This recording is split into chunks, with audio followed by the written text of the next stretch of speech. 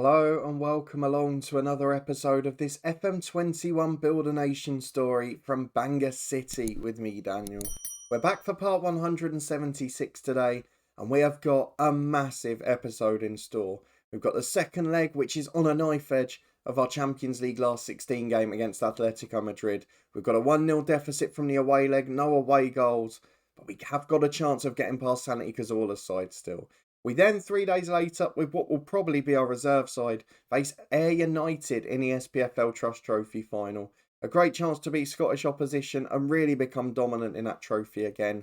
But we're also back a day early than the game for our youth intake. I haven't yet looked at the message. You can see it up there in the inbox. So if you're looking forward to all of that, finding out if we've got any new superstars and what else can happen in these two big games, please do chuck a thumbs up on it. Subscribe down below for daily FM21 content from this series every weekday.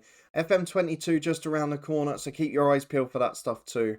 But for now, let's start by having a quick look at our results off camera and then getting straight into our youth intake. For the schedule, if we see what's been happening since you were last with me, a 3-0 victory in the Welsh Cup quarter-final against Newtown. We did beat them 3-0 obviously off camera between the two games in the last episode. But Jennings, Bulkley and Gethin Davis, the red card coming after one goal, and it did seem to help us. Mainly because Kean Bulkley scored from the next attack.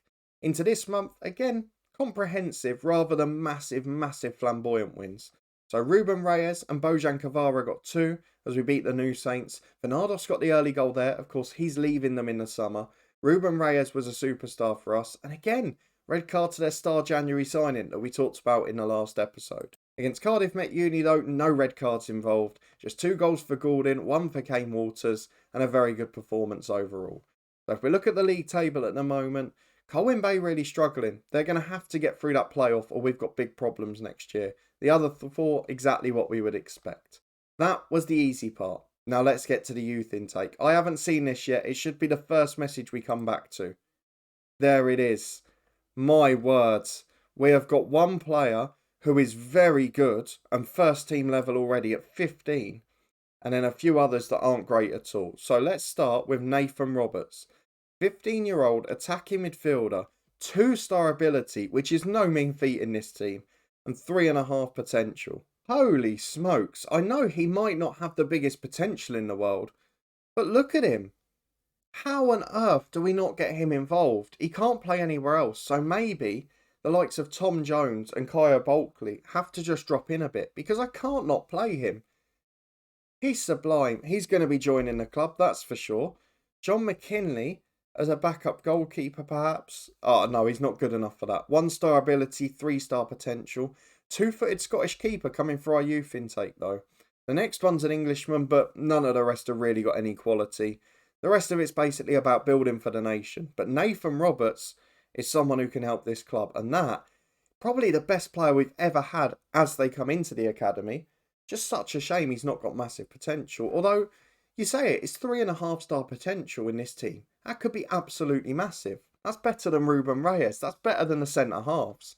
He's a very good player. Nathan Roberts will definitely be involved. We'll try and get him signed so he can be on the bench for the cup final as well. We've got a pre-match press conference to get past. We'll do all of that stuff off camera.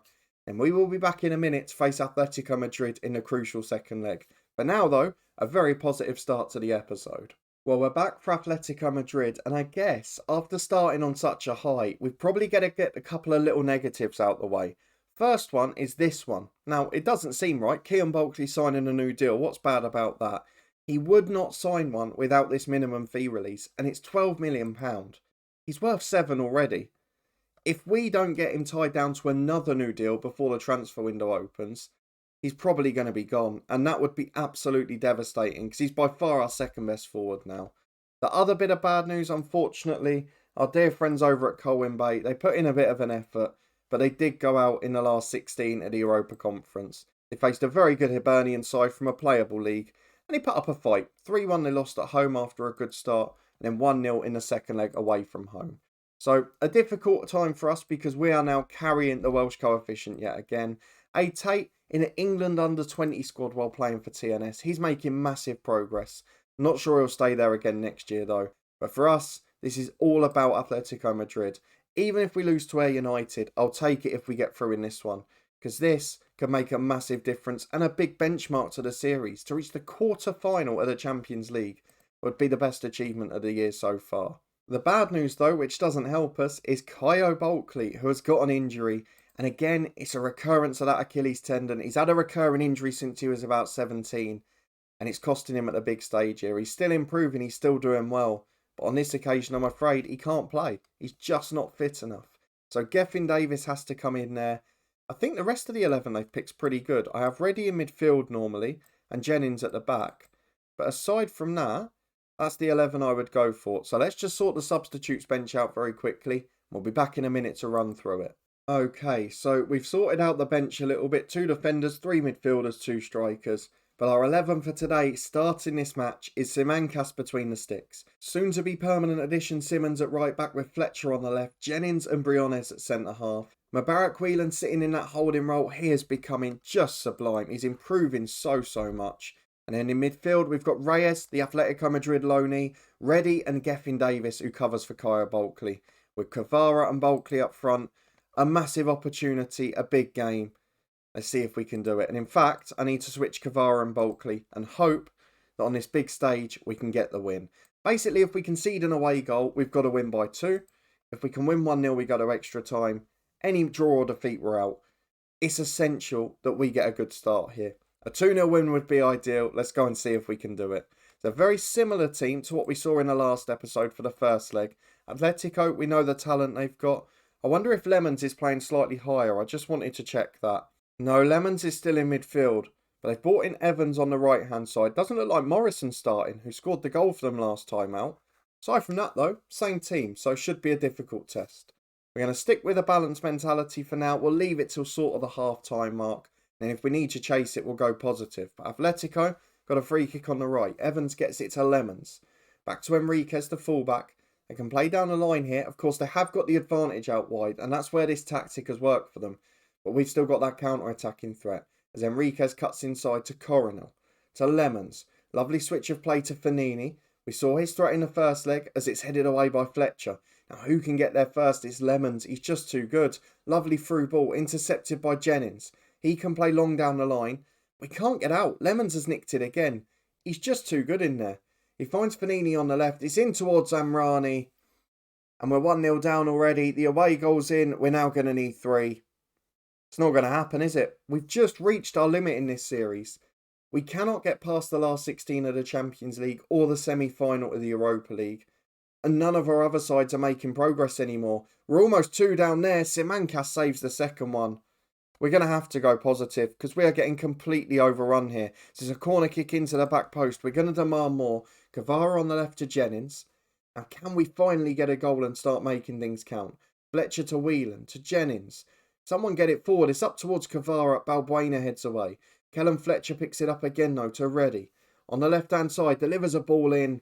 It's too close to the keeper. It was a poor ball.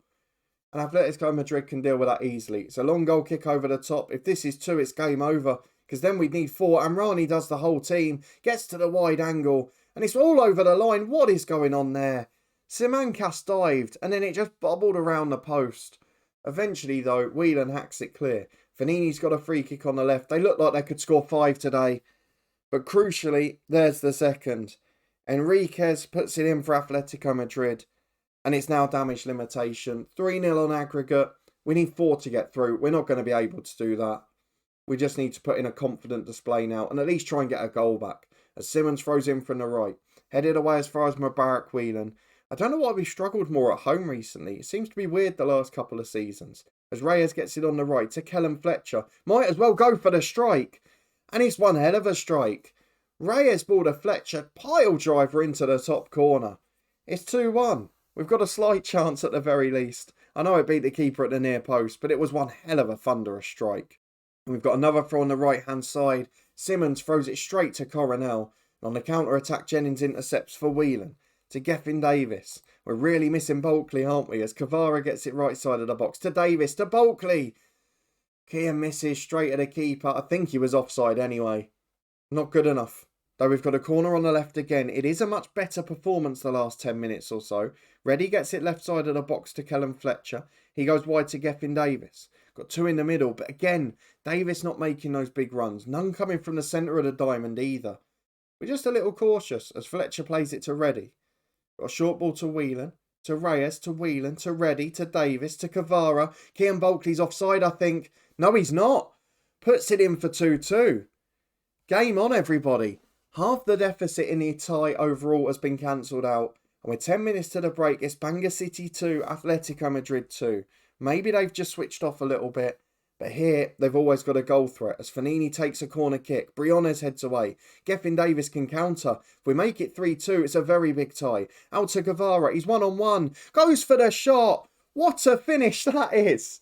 Off the bottom of the crossbar, it bounces down and back into the roof of the net. My favourite type of finish. And at half-time, we've turned it round to 3-2.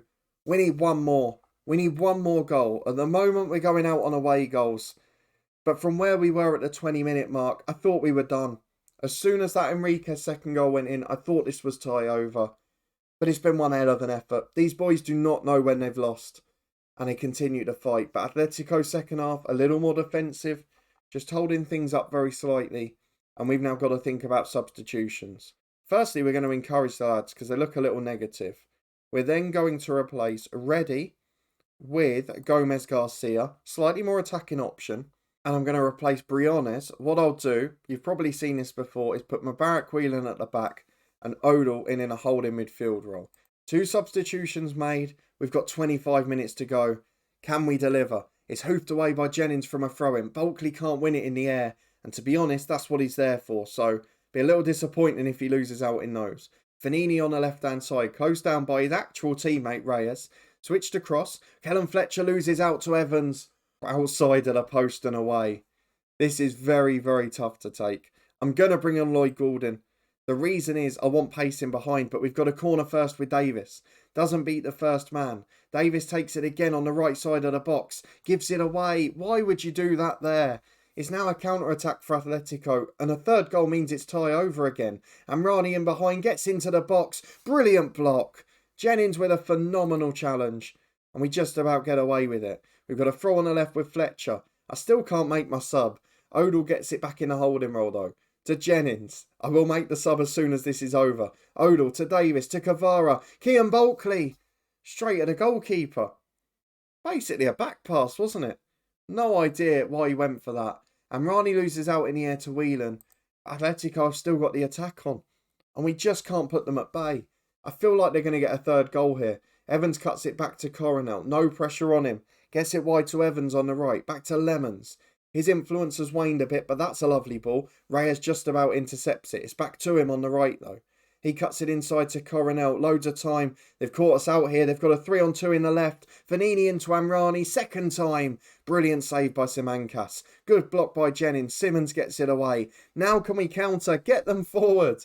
Bulkley to Simmons. And it's ended up just petering out. We've got to find a way to score. I'm going to replace Bulkley with Gordon. We've got 15 minutes to go. Please let us nick one from somewhere. It's been a brilliant display after going 2 down. And you just feel if we hadn't started so poorly, we probably could have won this comfortably. Though Simancas has just got caught in no man's land. The fullback hasn't followed the run of Domingo. And after all of that optimism, all of that fight back, it's tie over in the blink of an eye. Poor defending, poor goalkeeping. 3-3 on the night. We've competed again. But we're just not good enough at this level. And we've got to accept that with 2 years to go in this save at most, we've probably reached our limit. A wonderful game for the neutral. A brilliant fight back from Bangor City. But unfortunately, we fall at the last 16 again. The draw will slightly aid the coefficient. It will slightly aid the prize money. But it's a small consolation really, isn't it? Let's go and see how that's affected the European coefficient.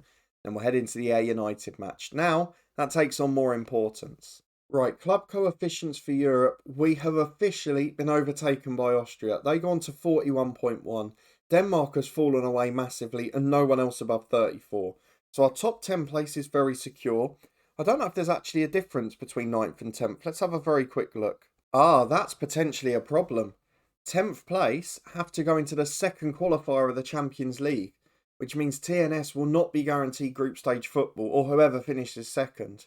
And that means they're going to have to win a tie. So hopefully they'll be able to do that. They should have a pretty good coefficient as a club. Though the last couple of years, they've done pretty poorly, haven't they? So let's go and have a look at the club coefficients just to see how the Welsh sides are progressing. So I'd imagine TNS are starting to drop. It looks like, no, they're still improving slightly, but their best year comes off next season, and this is their last bad one. And to be fair, one of our best years comes off this year as well. So Barrytown United are dropping off too. Colwyn Bay have had their best year, of course. And Cardiff Met Uni, very much the disappointment. We need something next season to make us scream and shout, because otherwise, ultimately this series will end in disappointment, and that isn't what we want. So let's skip ahead to Ayr United, see if we can win another trophy. But in Europe, it's heartbreak at the same stage again. We've just got those hurdles in both competitions. Well, I'm afraid as we return for Saturday that Kyo Bulkley is still not fit. He won't be able to participate today, but Roberts will. The new youth intake start has signed a youth contract, so I'm going to lob him on the bench somewhere. If you ever want an indication you play Football Manager a bit too much, this is our 1100th game in management. But on that side note, let's get to the main attraction. It is a cup final after all. Ayr United are currently top of the Scottish Championship. They've got a very good side. Their key player, for an example, 2-star ability by this club's level. I mean, very good player. And I guess that's what frustrates me, is now that the Welsh Premier League has a better reputation, the clubs like TNS have the same reputation, but they're not going to sign these players, and I don't understand why. But let's go and get into their game, see what lineup we can pick. If they're fit, I'll play the first team, because to be honest, this is going to be a short season now. We might as well play them for this one and rest them for the league games. We'll be back in a second. Well, ironically, in the end, it's almost the exact same lineup. Just Kyo Bulkley who's got a knock. He's come back from injury, played a few games, but again, he's another one, just like Kyo, his namesake, who's got recurring injuries, so we have to be careful with him. Lloyd Goulding comes in. We've brought Roberts onto the bench for Harvey Lloyd. We've got Odell who can play centre-half or the holding role. And I'm determined, if we're in a good position, to give that superstar a debut. He's now he's signed a contract. He's got 5-star potential. That's interesting, isn't it? Oh, he's going to be so good. I'm almost sad now that he didn't come 10 years earlier, because he will be an absolute world beater. I have never seen a player, I don't think ever, that good at 15. Probably the best we've ever seen. So a pleasant surprise there. Just Goulding in for Bulkley in this lineup. Let's go and get into the SPFL Trust Trophy final and see if we can get the better of Ayr United. A good side, but one we should still be beating. Well, the key man we looked at was Michael Anderson. He's got himself in the team. Ross Stewart is their top scorer, Ortega their top assist maker, and their goalkeeper's the skipper. It's a very good side. This game, I think, will be closer than people are expecting. You look at this on paper and say 3-4, 5-0. I don't think that'll be the case, because we've got to worry about the European hangover as well. It is a risk of playing the same side. They've worked hard in midweek. They've had to fight. They've had to chase the ball more than normal. Let's see if they can get a positive start here with Kvara. To Anderson, given away to Andrews, and it's a long ball downfield. Briones, though, will intercept. Been played at one hell of a tempo this game so far. Down the line to Simmons, inside to Reyes. He's got 2 inside of him. Whelan's that man to Reddy. Over the top on the right-hand side. Simmons into the byline, into Lloyd Goulding. Brilliant block by Mercer, the centre-half. Out for a corner kick, but Goulding almost made his roll into the team count as Davis puts the cross in. Anderson heads it away as far as Davis again. Chance to cross, but cuts inside. Getting a run in the team now because of that injury to Bulkley, but I'd imagine it'll be Roberts before too long. As Reddy loses out on the left-hand side, it's cleared downfield. And Tom Jones is the one I've got to worry about. What are we going to do with him? As Kvara has picked up a knock, I'll bring on Kane Waters, because we don't want to take risks at this stage. As Fletcher plays down the left. Chance to run through it. It did say bruised shin though. I'm tempted to leave that as Davis gets it. Left side of the box, in towards Kvara. Talbot gets there first, the keeper. Excellent work from their skipper. But that is awful. What a way to open the scoring. I've never seen that. That is absolute class. Did brilliant work, the keeper. Then took the goal kick, Talbot. We've got to see it again. Look, took his goal kick. Tried to be quick with the distribution. Hits Reddy in the head, I think. No, I'm not having that. The ball was drilled by the keeper's goal kick. It wasn't just Reddy saying, look, I'm going to get my head in the way or it's going to hit me. He directed a header towards the net. You could never do that at that pace. But from 35 yards, Marcus Reddy scored a header. And I really hope we can keep him next year. His injuries have cleared up this second half of the season. But United want to give him a chance in the first team, which I don't believe at 23. but we'll try and get an offer in for him as Gordon gets the ball to Walters. The substitute had a poor season. It's been stop-start due to injuries, but he loves that little dink finish, doesn't he? Makes it 2-0 with a classy bit of work in front of goal. And Bangor City are going to win the SPFL Trust Trophy as we've got a free kick 30 yards out. Gethin Davis will take it. Can he put it in the top corner? Oh, just wide. Over the wall, the keeper was beaten, but couldn't quite find the back of the net. 2-0 with 10 minutes to the break, though, in a really confident display. As Stewart gets it for Ayr. Their top scorer's got a knock. Gets in behind on the right-hand side, though. Crosses in towards Elliott. He had a free header there. The centre-halves parted poorly, and it was a good chance to half the deficit. Headed over the bar. We survived that one. And at half-time, it remains 2-0. Their star man has gone off, Ross Stewart, but we're looking pretty confident. Let's get through the half-time team talk. Let's ask the boys to do even more. And in the second half, we'll hope to get the chance to bring on a couple of subs. As Ortega plays to Andrews from the kickoff. Zinni is the man who's come on the right-hand side. Tries to work the line. Beats his man Reddy, actually. And gets towards the byline. Can he get the cross in? He's challenged. Reddy got back at him. Finds Ortega, though. Zinni again. Back to Ortega. Someone going to deliver the killer instinct. Andrews. In towards Hood. Gets it wide to Bassett. He's got an overlap, but gives it away to Gethin Davis. And now it's a 3-on-3. Gordon picks it up. Skins his defender. Goes for the shot. Talbot saves well down to his right. If he had good distribution, that keeper, probably be top class.